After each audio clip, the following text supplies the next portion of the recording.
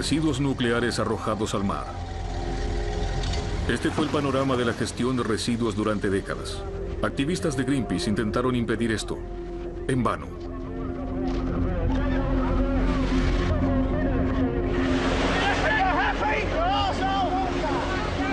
¿Qué ocurre con este legado radiactivo en el mar?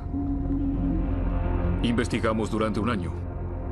Intentamos averiguar qué fue de los barriles de residuos nucleares.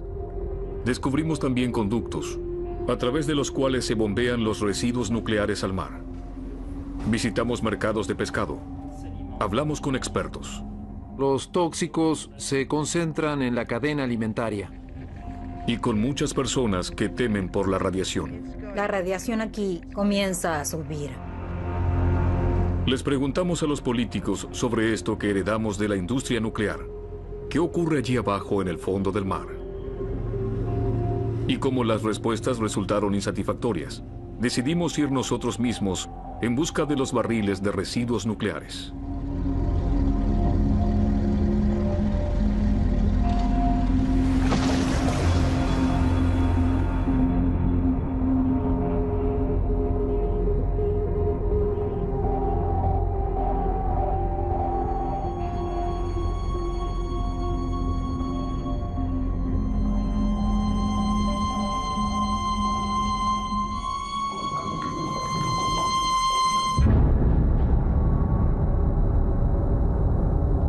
Examinamos el pasado a fondo. Queremos saber dónde y qué se irradia frente a las costas de Europa.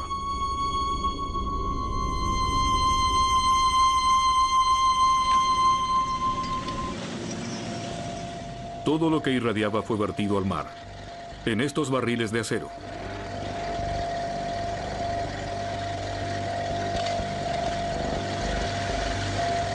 Contenían residuos de baja actividad provenientes de hospitales, así como también desechos radiactivos de las centrales nucleares de Europa. Hace décadas que la industria nuclear utiliza el mar como un cementerio nuclear. Mayo de 1967. En el puerto de Emden, en Baja Sajonia, se cargan en el buque inglés Topaz residuos nucleares provenientes de Alemania, Gran Bretaña y Francia. Los barriles serán arrojados a no menos de 4.000 metros de profundidad. Los residuos nucleares se diluirán en el agua. La tripulación inglesa del Topaz vuelca la carga radiactiva al mar. Así desaparecen más de 100.000 toneladas de residuos nucleares. En el Atlántico Noreste, en el Mar de Irlanda, pero también en el Bajo Canal de la Mancha británico.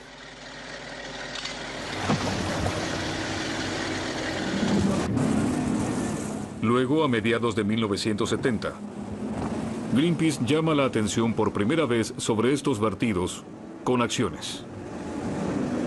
Europa se escandaliza.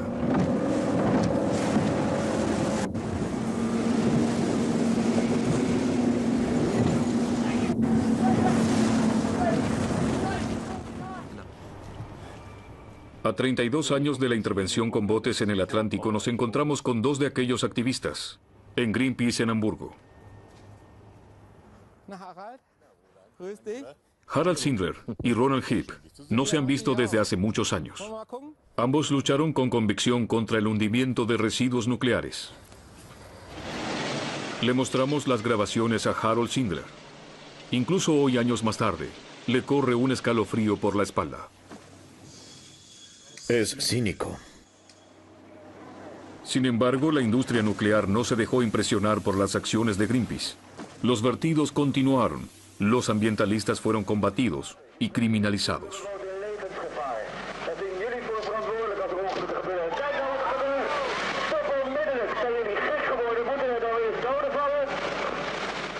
Luego fuimos capturados en el barco y encerrados en la proa.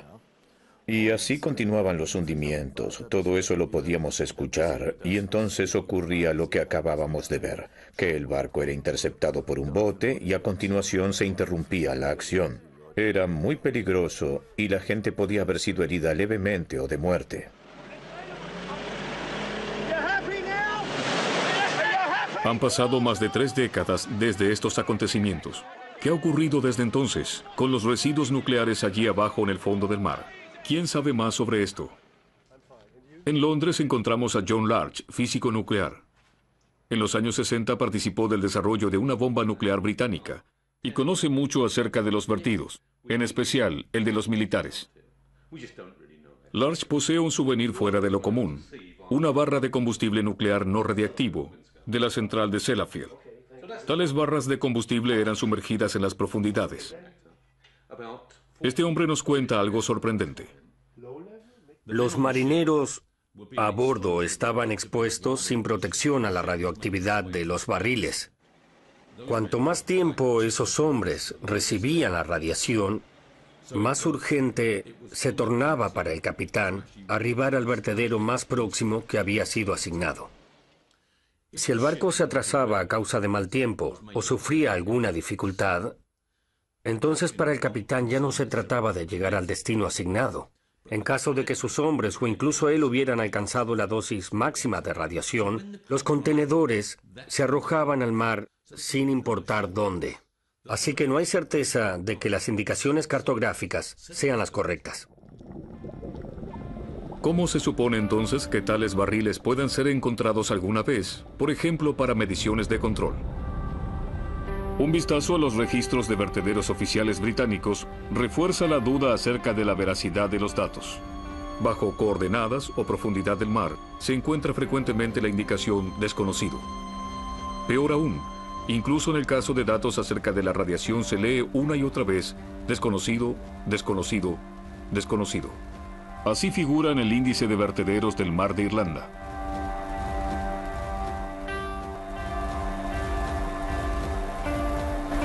Este es el Centro de Energía Atómica británico Sellafield.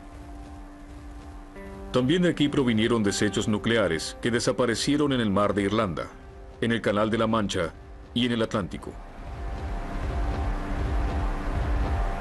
La sospecha: residuos nucleares altamente radiactivos podrían haber sido sumergidos. Esto estaba prohibido oficialmente.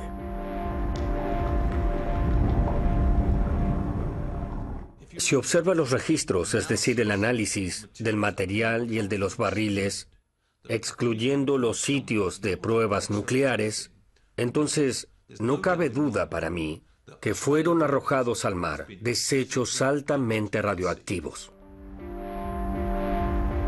Esto significaría que en este punto los registros serían incorrectos.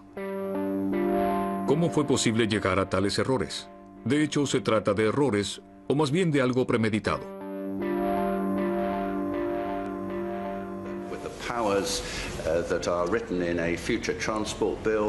El británico Michael Mitchell puede tal vez saber más sobre esto.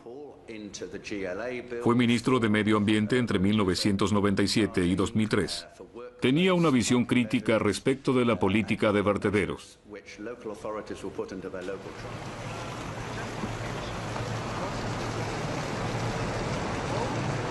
Quien fuera en aquel entonces el más antiguo ministro en el gabinete de Tony Blair, hoy es diputado.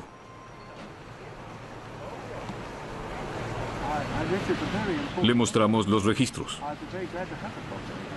¿Quién completó con datos erróneos? ¿Quién sabía acaso algo de los vertederos?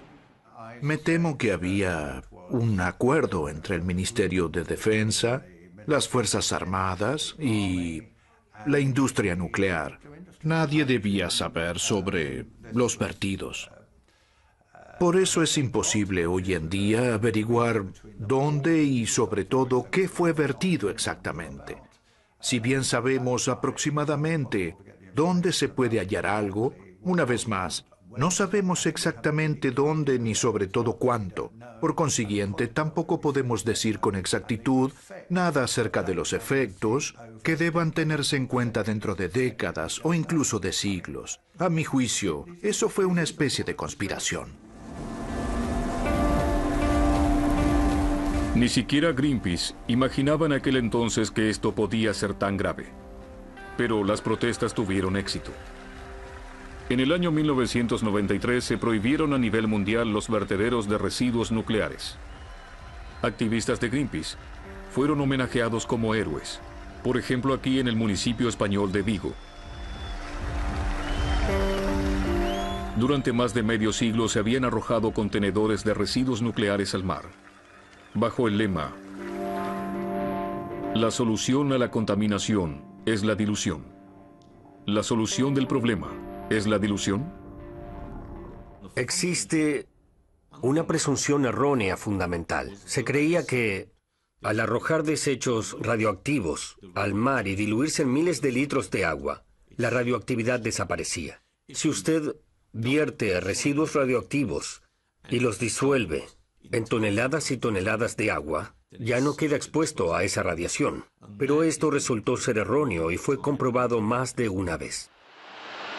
Las primeras pruebas de que este legado altamente tóxico no desaparece sencillamente por dilución fueron obtenidas por expertos luego de un viaje de exploración a mediados de los años 80. Alemania envió el barco de investigación Walter Herbig a las zonas de vertederos del Atlántico. Fueron explorados los puntos donde se arrojaban los desechos al mar. Sin haberlo planeado, se cargaron a bordo 9 toneles. Los investigadores hallaron plutonio en el agua, en el fondo del mar y en los peces.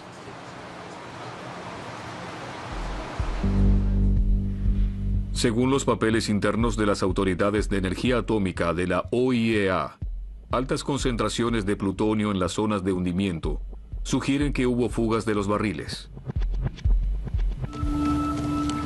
Mónaco, sede del Laboratorio Marino de las Autoridades Internacionales de Energía Nuclear de la OIEA. Aquí hallamos biólogos que investigan los peligros de desechos nucleares en el mar. El director del laboratorio es el Dr. Helmut Nies.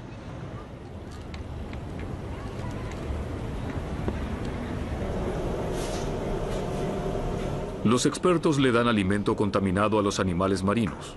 Quieren saber qué efectos causará en los organismos. El Dr. Nies y sus colegas están a cargo también de los contenedores de residuos nucleares hundidos. La pregunta clave es: ¿qué hay en los barriles? ¿Existen aún barriles intactos, luego de tantos años en el fondo del mar, o ya se corroyeron? De por sí, si se investiga constantemente el lecho marino, ya hubieran aparecido contenedores. Entonces usted parte de la base de que los barriles en el Canal de la Mancha se corroyeron o ya no están. Sí, en sí de eso parto. ¿Y si se encontraran barriles intactos, sería mejor ponerlos a resguardo? Si no implicara un gran despliegue, para mí, por supuesto, habría que sacarlos. Desde hace 12 años, no hay nuevas investigaciones en las zonas de vertidos. ¿Tiene razón Nies? ¿Están todos los barriles ya corroídos? Decidimos buscar nosotros mismos. La única zona de hundimiento que está dentro de nuestras posibilidades y medios es Horn Deep, una depresión en medio del Canal de la Mancha británico, cerca de las islas del canal.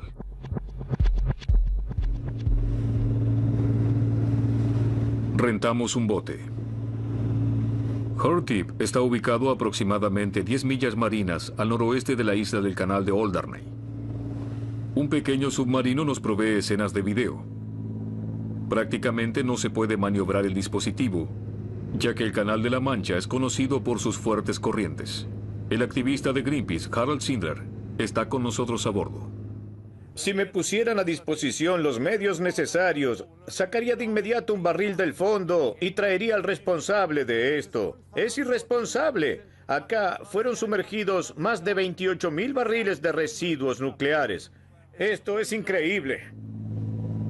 La particularidad de Horn Deep es que aquí yacen miles de barriles de residuos nucleares, no a 5,000 metros, sino apenas a 100 metros de profundidad.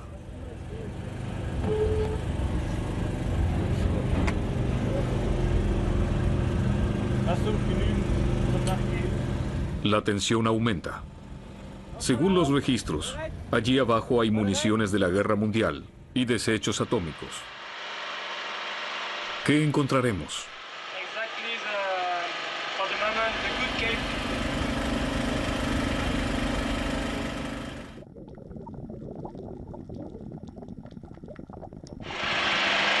Sag Bescheid, wenn du Kabel brauchst.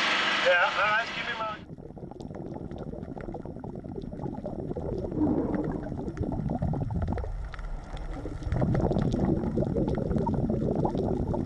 En la primera inmersión filmamos un barril de residuos nucleares, intacto. Eso significa que hay aún barriles cerrados allí abajo, que se podrían poner a resguardo. Por supuesto que no estamos autorizados a sacar ese contenedor.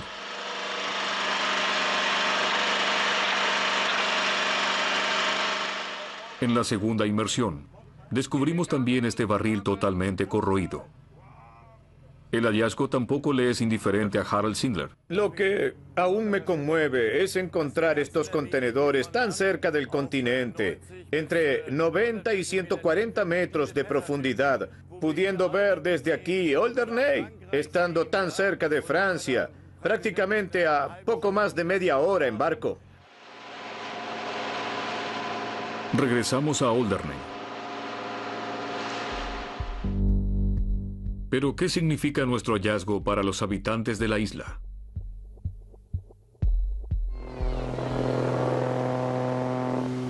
En Alderney nos encontramos con el profesor universitario Chris Busby.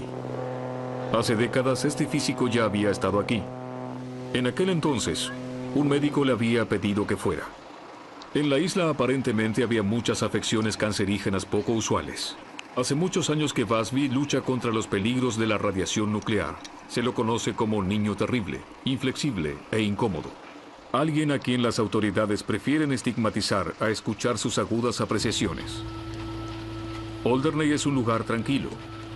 El tiempo transcurre más lento que en cualquier otro sitio. Lo habitan 2.400 personas.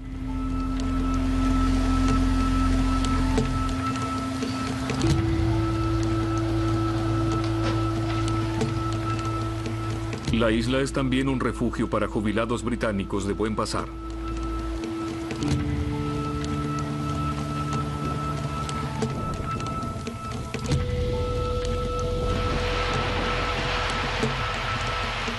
Pero este lugar no es tan idílico seguramente como parece a primera vista.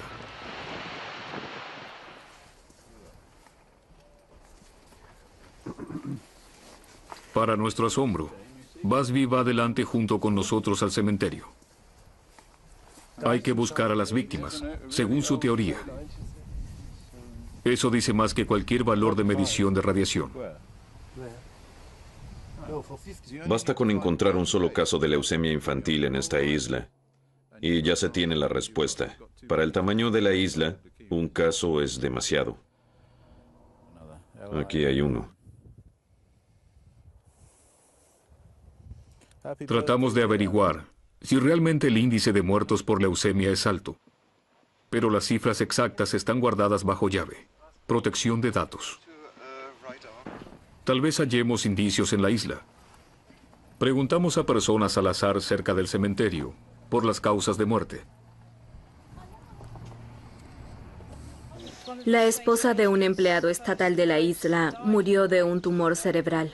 Luego se enfermó su segunda mujer, también de un tumor cerebral.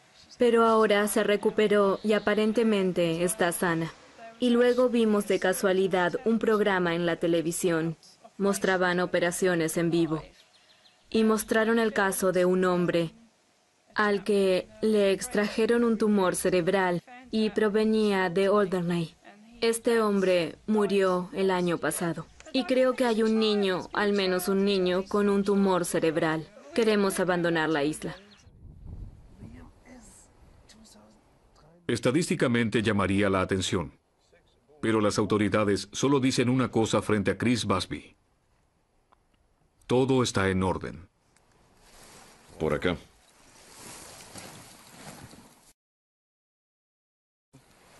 El profesor universitario viene con nosotros hasta la playa. Quiere medir la radiación. Las autoridades británicas responsables argumentan que la cantidad e intensidad de radiación es demasiado baja como para poner en peligro a las personas. Ya se sabe desde los años 80 que todo material que fuera arrojado al mar vuelve a la Tierra. Y esto se debe a que las pequeñas partículas en el fondo del mar atraen la radiactividad, atraen el plutonio, el cesio y también a otros elementos. El profesor universitario Busby quiere permanecer afuera. La noche se acerca. también la bajamar. Busby critica a las autoridades por no hacer sus propias mediciones, sino tan solo estimar la radiactividad, allá afuera en el Hard Deep. Yo creo que vamos a encontrar cesio 137, rutenio 106 y bastante plutonio. ¿Plutonio? Sí, claro. Eso podría ser bastante tóxico acá, ¿no? Sí, por supuesto. El espectrómetro gamma de Chris Busby mide en este lugar la elevada radiación. 194. Alta atmósfera. 204. De Hard Deep viene realmente una gran cantidad de elementos, sobre todo uranio enriquecido. Y es muy probable que la radiación que medimos aquí haya provenido de Hard Deep. También medimos con nuestro contador Geiger. Es cierto, la radiación es elevada. ¿Cuán peligroso es para los habitantes aquí en Alderney? Basta tan solo con una célula dañada y que ésta afecte a otra vecina y a una más y a otra más con cáncer. Así que cualquier mínima dosis, desde las primeras partículas irradiadas, puede desencadenar en cáncer. ¿Tiene razón Busby el inflexible? ¿Y no se deberían resguardar por precaución los barriles que permanecen intactos? ¿Qué dice al respecto el director del Departamento Británico de Autoridades Sanitarias, el Dr. Cooper? No creo que los contenedores en Hard Deep representen un riesgo muy significativo. ¿Incluso estando a 100 metros de profundidad? Lógicamente es algo que ya no se haría más hoy en día. Yo creo que la mejor solución es dejar los barriles donde están. Interrogamos a las autoridades responsables de energía nuclear. ¿Cómo se evalúan allí los peligros de barriles arrojados al mar? Vimos que la capacidad de dilución del agua marina es descomunal. Esto lo vimos en los sistemas de drenaje que fueron implementados por Sellafield o por la Hague, estando a la deriva durante años, de forma tal que si el agua no fuera de mar, serviría incluso como agua potable. Pero también coexiste la opinión exactamente opuesta. El profesor universitario Klaus Gruppen publicó trabajos canónicos sobre protección contra la radiación. ¿Se diluye todo en el mar hasta alcanzar niveles de agua potable y todo está en orden? Si la cantidad en la cual se diluye algo es infinita, entonces se diluye bien. Por ejemplo, lo que se arroja al espacio. Pero la Tierra es un cuerpo celeste muy pequeño y de una cantidad que se mantiene, pesa unos 6.000 trillones de toneladas, por lo que la concentración aumenta constantemente. Nuestra conclusión es: la radiactividad podría esparcirse en vez de desaparecer. Faltan datos precisos sobre la ubicación y cantidad de barriles sumergidos. A su vez, existen discrepancias respecto de si deben ser resguardados o no.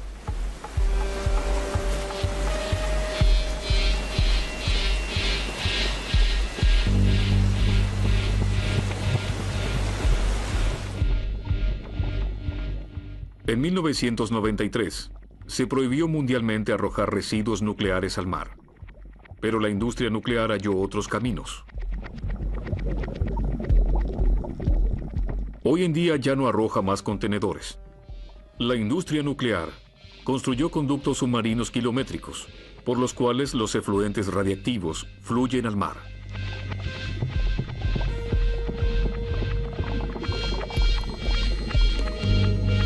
Uno de estos conductos se encuentra en Normandía. Proviene del centro de reprocesado de La Hague. También aquí protestó Greenpeace. Bajo el agua.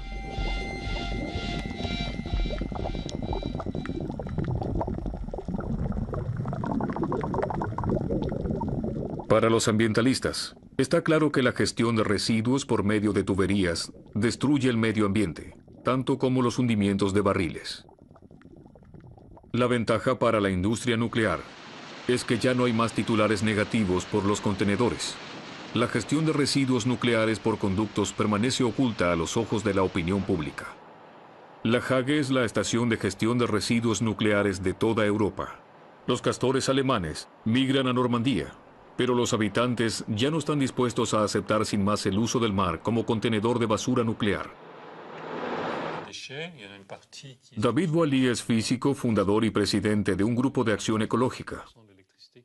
Hoy visita una escuela primaria local y les explica a los niños sobre radiactividad, plutonio tóxico y desechos nucleares. David Boily nos pide que lo acompañemos al mercado de pescado.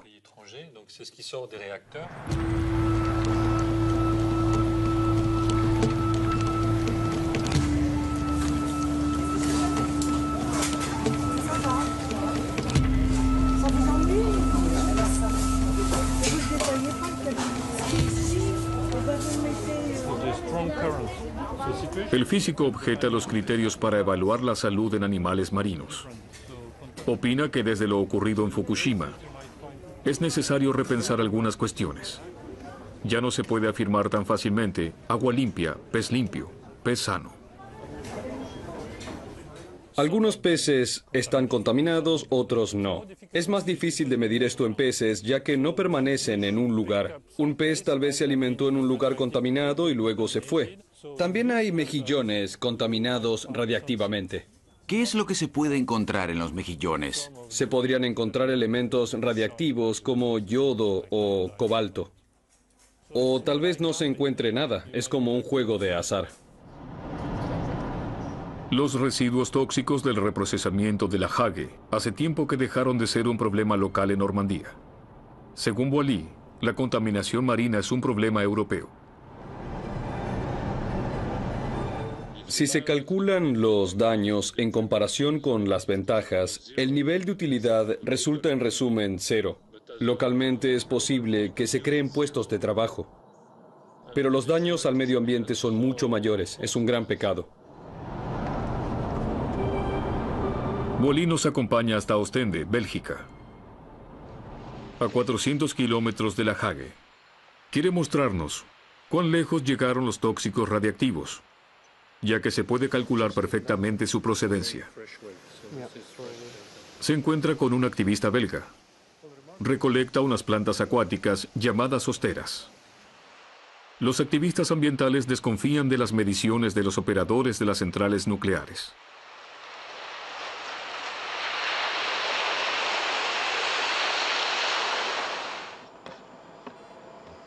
Boily continúa viaje con nosotros a Holanda. También quiere recolectar muestras de sosteras para su laboratorio.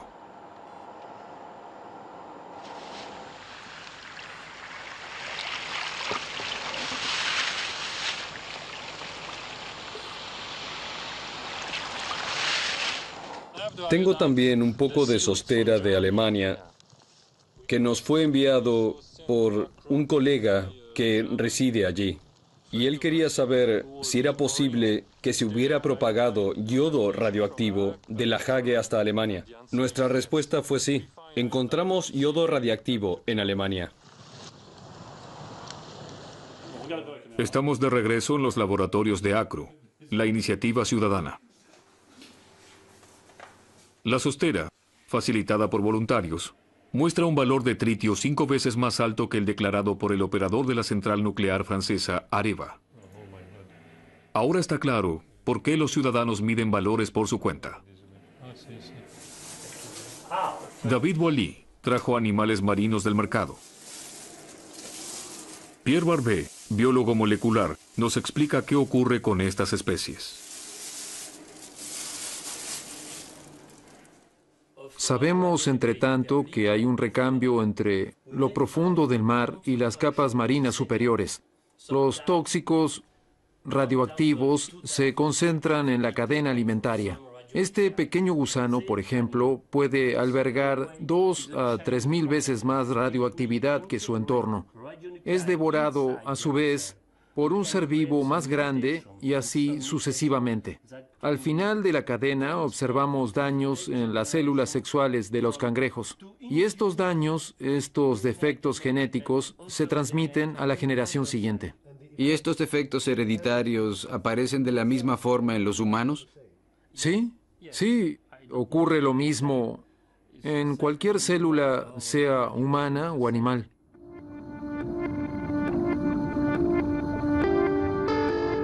Frente a la costa europea. En focas grises se encuentra plutonio altamente tóxico.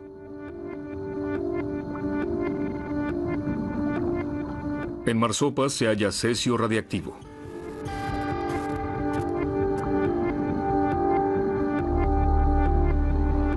Se desconoce cuáles serán los efectos que esto tenga sobre futuras generaciones. De allí que los biólogos marinos exijan que todo animal deba ser protegido de la radiactividad.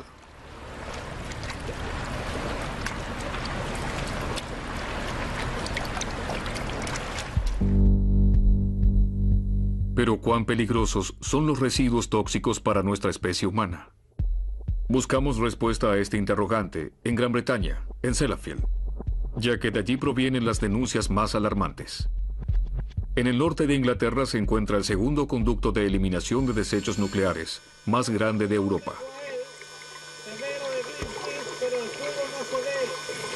Al igual que en Francia, fueron los activistas ambientales de Greenpeace quienes advirtieron sobre estas tuberías. Esto fue en 1997. Estaba presente Sean Burney, que en aquel entonces tenía 35 años de edad.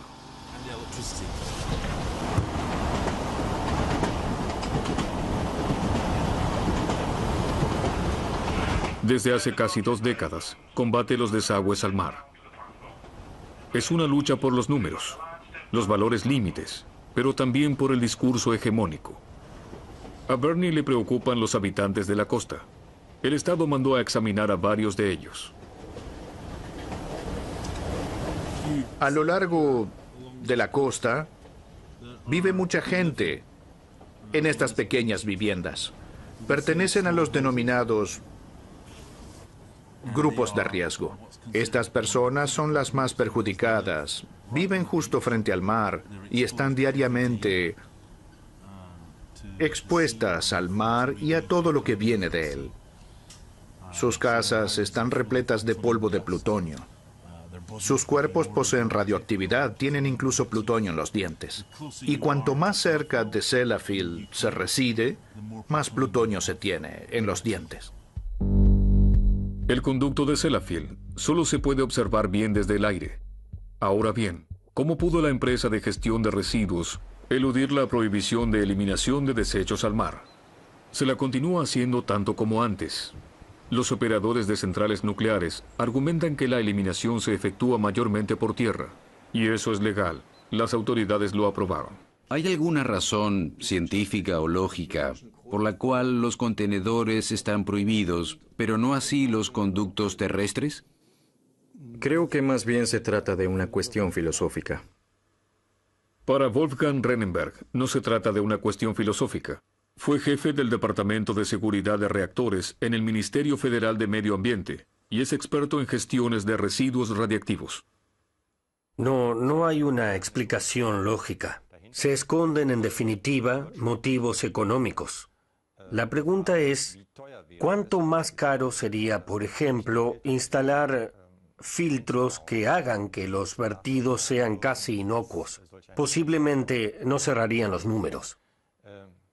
Creo que esto es lo que se esconde detrás del asunto. No se evidencian motivos físicos o motivos de otra índole. Diariamente fluye caldo radiactivo al mar de Irlanda.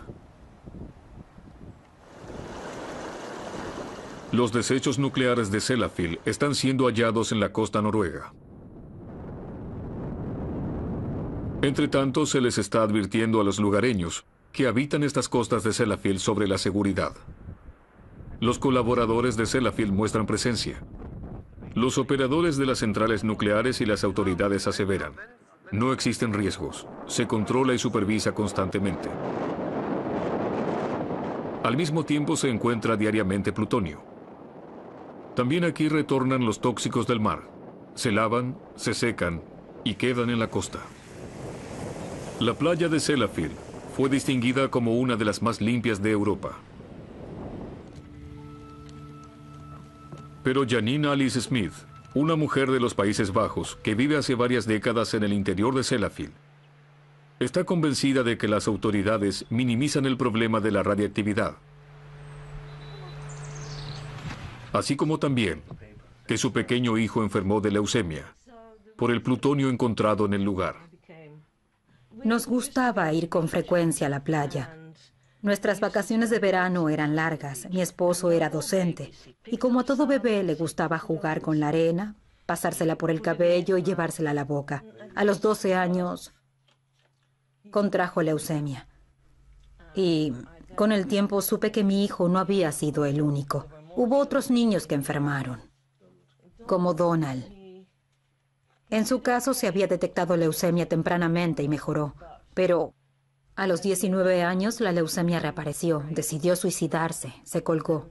Gemma falleció a los 7 años, luego de un trasplante de médula ósea, debido a una infección. Windscale, the biggest commercial nuclear reprocessing works in the world. La televisión local informó ya en la década de los 80 acerca de leucemia en niños. Para los periodistas estaba claro que los operadores de centrales nucleares e incluso las autoridades sanitarias negaban la magnitud del peligro. 3 niños de una escuela de Seascale contrajeron leucemia en una misma clase. El exhaustivo informe periodístico local de Yorkshire TV no logró frenar la eliminación de residuos tóxicos. The radioactivity here can be measured quite simply with a Geiger counter. It's in the mud and it's on the beach. Scientist Dr. Philip Day is measuring this radioactive pollution. Intentamos investigar lo que esos informes reflejaban. Alrededor de la planta de reprocesamiento de material nuclear de Sellafield, está prohibido todo tipo de filmación en el recinto de la empresa. Tampoco llegamos a los conductos. No resulta fácil acordar fecha para una entrevista. Finalmente logramos reunirnos en el estacionamiento frente a la central. Queremos saber qué relación existe entre los residuos radiactivos y los casos de leucemia. Por supuesto que el tema de los casos de leucemia es complicado. Los casos fueron analizados durante años por las autoridades sanitarias de Gran Bretaña, o sea, por las personas indicadas. Y ellos afirman que la tasa elevada de leucemia en esta localidad no está particularmente vinculada con nuestra actividad. Con esta explicación, aún está permitido el acceso a la playa, pese a los hallazgos de plutonio. Pero hace tiempo que se asume en los círculos científicos que la intoxicación crónica puede causar cáncer aún en casos de baja radiación. Viajamos 10 kilómetros hacia el interior del continente, ya que también aquí encontramos tóxicos. A orillas de este río la radiación es claramente más elevada. Esto nos muestran Janine y Sean Burney. Aquí comienza a subir, a más o menos 30 cuentas por segundo. Esto quiere decir que la radiación aquí es 3 veces más elevada que allá atrás en la calle. Y esto en un punto de acceso público. Un camino de herradura conduce directo a la orilla del río. En verano la gente se da un baño en el agua. Hay bancos para sentarse a descansar. Bernie y Alice Smith critican a las autoridades que trabajan, incluso adrede, de forma imprecisa. Entonces, cuando las autoridades toman muestras, ¿toman solo una y eso es todo? Ocultan información a los periodistas. Buscan saber lo que ocurre de un año a otro. No les interesa saber qué fue depositado aquí hace 50 años. Y quieren ocultarlo, pero los residuos tóxicos están ahí. Estas son imágenes de un centro de cáncer infantil en Wales. Nos la envió el profesor universitario Chris Busby.